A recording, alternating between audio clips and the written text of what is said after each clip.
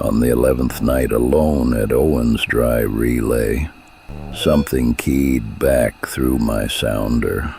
It had a brass sounder for a mouth, and it was answering messages I had not sent.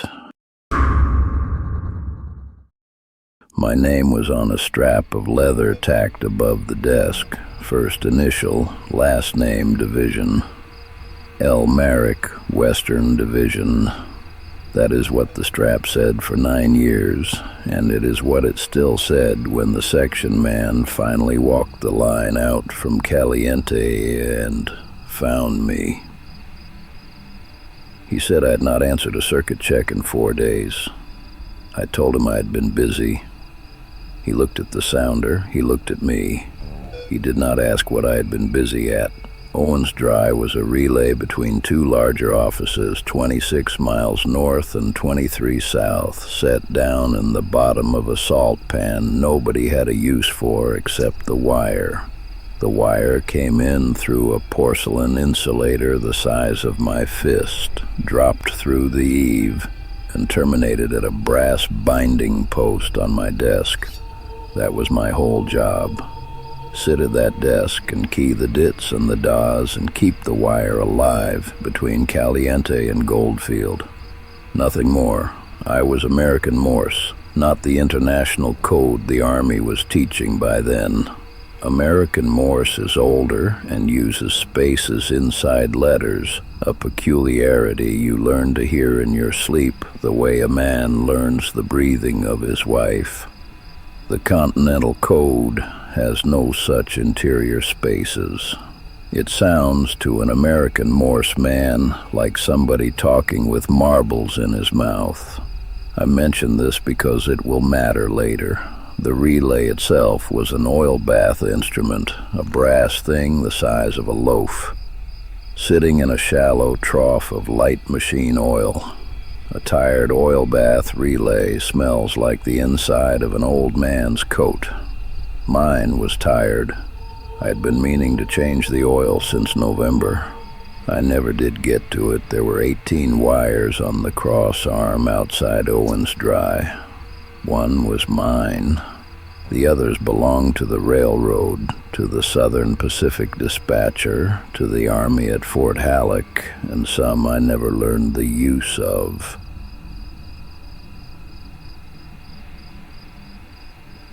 I only listened to one.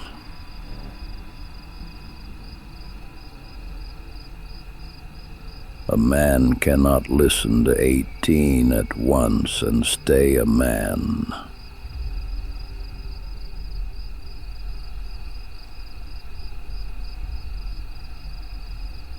The first wrong thing happened on a Tuesday, or a Wednesday. What does it matter now? I had finished sending the 7 o'clock circuit check and was banking the lamp down for the night when my sounder clicked. Just once. One short, what we called a dite, then quiet. Now, a single dit on a quiet wire is not unusual. Atmospherics put one through. A loose splice will. A bird landing on the line will. You ignore it. You bank the lamp. You sleep. I'd been at Owens Dry 7 years by then, and I did not jump at every cough of the wire. It clicked again at 9:30. 3 this time, dit, which is the letter S in either code, or it is nothing, a bird hopping. I wrote the time in the daybook the way I had been trained to, and I underlined it, and I went to bed. I did not write what I thought. What I thought was that an S sent alone with no call sign in front of it was not a message.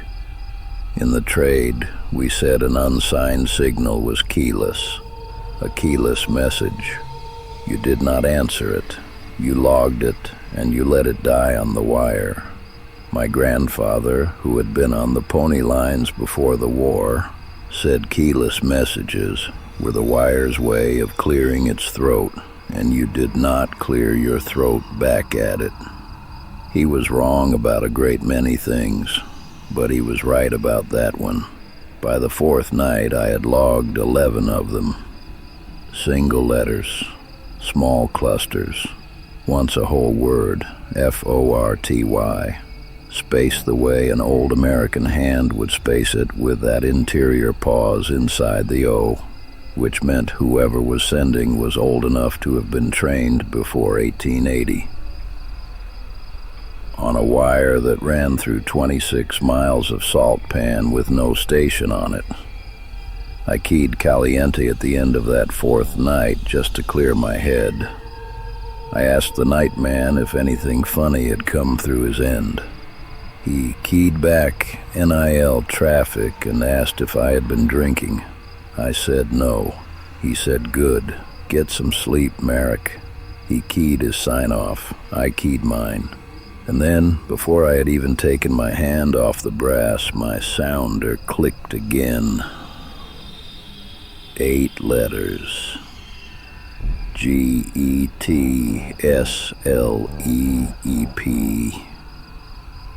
Spaced the old way.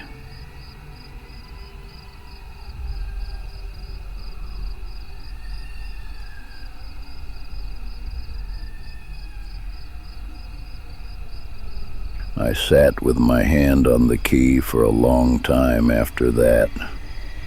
The lamp guttered once. I trimmed it. I lit a second one off the first because I had decided I did not want a dark corner in the room that night. Then I went to the dead letter drawer. Every relay station had a dead letter drawer. It is where you put traffic you can't deliver, a message addressed to a station that has been pulled down, or a name that means nothing, or a signature you can't make out. You don't burn them. You don't send them on. You put them in the drawer and the inspector clears it once a year, and most of what is in there at the clearing is what was there at the last clearing. Mine had not been cleared in 3 years. The inspector did not come out to Owens Dry if he could help it. I went through the drawer by lamplight. Mostly what you would expect. A wedding announcement returned. 2 military orders for a Lieutenant Halpern, who I happened to know had been dead since the Philippines. A hardware store dunning notice from Bishop, and underneath all of it, folded in quarters, a single sheet of foolscap and a copper plate hand I did not recognize. It was not a message. It was a ledger page. 3 columns, date, call sign, what the wire had answered. The dates ran from 1872 through 1896. The call signs were all Western Division stations, some I knew, some that had been pulled down before I was born. And in the 3rd column, in the same copper plate hand, the same word, over and over, sometimes twice in a row. Oh, answered. Answered, whoa. At the bottom of the page, in a smaller hand, almost as if it were a footnote, there were 2 lines. The first said,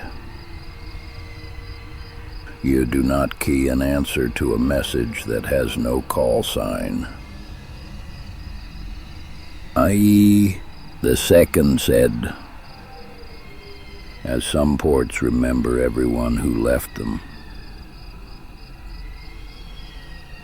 Oh, I read that second line twice, the way you read a thing that sounds like it was meant for somebody else but happens to have landed in your hand. Then I folded the page and I put it in my breast pocket and I went back to the desk.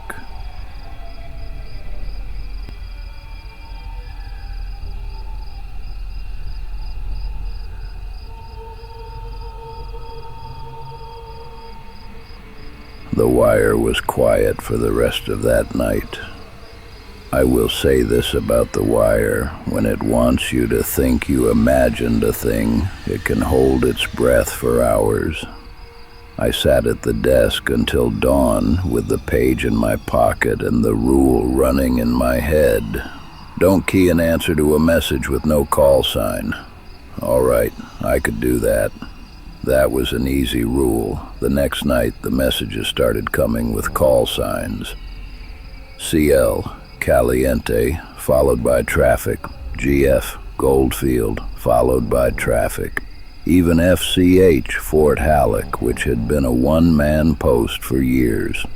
The traffic was routine, weather reports, a freight car count, the kind of thing that flows through a relay station every hour of every working day. And every one of them was sent in old American Morse with the interior spaces, which Caliente did not use, which Goldfield did not use, which Fort Halleck had not used since 1893. Somebody was sending me real traffic in a dead man's accent. I checked the call sign against the daybook the next morning. CL had not sent at the times I had logged. GF had not sent either. Fort Halleck had been on a different circuit that whole week, repairing a splice.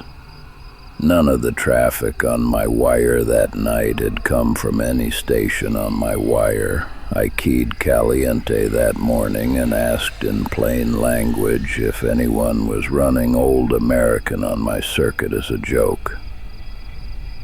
The dayman keyed back that he had 3 operators, all of them under 30, none of whom could hold a conversation in Old American if you paid them by the letter.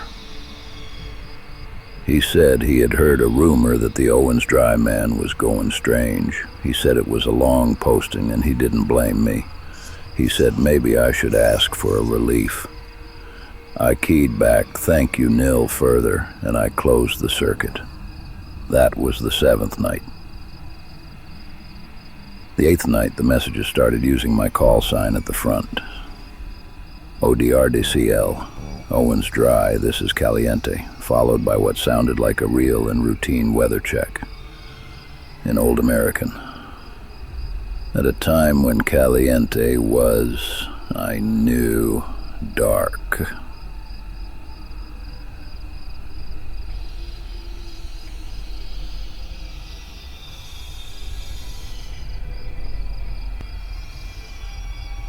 And here is the thing that I will tell you straight. The trade has a reflex. When your call sign comes up on the wire, your hand goes to the key. You don't think, you answer. That is how a telegraph circuit stays alive. And it is how a young operator learns the rhythm of the line. My hand went to the key. I caught it in the air, about 2 inches off the brass, and I held it there. The sounder kept going, asking again, politer this time. Then a third time, with the call repeated, ODR, D, C, ODR, D, CL. My hand shook above the brass, and I put it in my lap, and I sat on it. The wire went quiet. 2 seconds. 3. And then, and I want you to understand that this is the part I'm sure of, because I have replayed it in my head for 30 years. My sounder spoke, not in dits, in words, in a voice. Answer me, Merrick. Oh. A sounder cannot speak. A sounder is a hammer on a brass pad and a coil of iron wire and an oil bath, and it makes the noise that hammer on brass makes, and nothing else. But mine spoke, and the voice that came out of it was an old man's voice, reasonable, almost kind, the way the man at the hardware store in Bishop sounded, except that it knew my name and the hardware man did not. I got up from the desk. I walked to the wall and I unscrewed the binding post from the wire with my pocket knife. Hecho, inwandoed, which is a thing you are absolutely never to do, because it kills the circuit for both stations on either side of you, and somebody up the line has to come down on a velocipede and put it back. I did not care. I took the wire off the post, and I let it lie on the desk. The sounder went silent, and the lamp in the corner of the room went out. By itself. The wick was full, the chimney was clean. I had filled the well that afternoon. It just went out. The way a lamp goes out when somebody you cannot see has cupped a hand over it. I sat in the dark for what I think was 4 hours. It might have been 20 minutes. I do not know. What I do know is that at some point I heard, from the corner of the room where the dead letter drawer was, the slow, soft sound of brass on brass. Tap, tap, tap, tap. American Morse. The letter R. R for Roger. R for received. R for I have heard you and I am keeping you in mind. I lit a match. By its light I saw a shape standing between me and the dead letter drawer. It was about my height, narrower than me. It had on what looked like the brown duck coat the Western Union linemen used to wear, with the sleeve protectors, and a green eye shade pushed up on what should have been a forehead. But the face under the eye shade was not a face. Where the mouth would have been, there was a brass sounder, a small one. The hammer was poised, and as I watched, it tapped once, didn't. The match burned my fingers and I dropped it. In the new dark, I heard the same voice, the reasonable one, coming from the place where the sounder mouth had been. Oh, you only had to answer.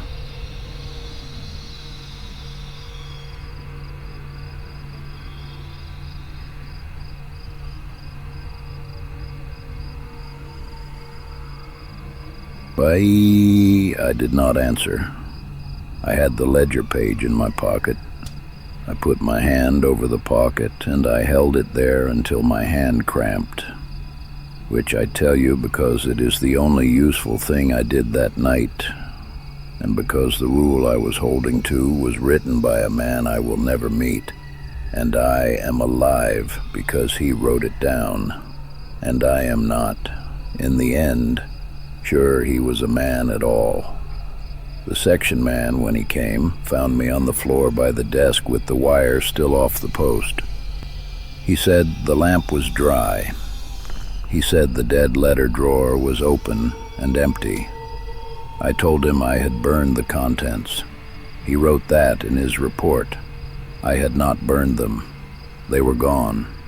All of them. Even the ledger page, which I had put in my pocket, and which was no longer in my pocket, and which I never saw again. They put me on 6 weeks relief. When I came back, Owens Dry had been pulled down. The relay moved 30 miles east to a station with a road to it and 2 operators sharing the watch. I worked that station 11 more years and I never had another wrong message. I retired in 1922, and I have not touched a telegraph key since. My grandniece, who was studying wireless with the Marconi people, asked me once if I had any advice about the trade. I told her 2 things. A tired oil bath relay smells like an old man's coat, and you should change the oil before you have to. And if a message comes through with no call sign on the front of it, you log it and you let it die on the wire. You do not key an answer. Not even once. Not even to be polite. She laughed at me. She said, "Wireless does not work that way. The call sign is in the carrier." She said the old men of the trade had too much time alone in the dark and made up stories to keep the dark down. She may be right. I hope for her sake she is right. But I notice she has never asked what happened in the 4 days between when I stopped answering circuit checks and when the section man arrived. And I have never told her, and I will not.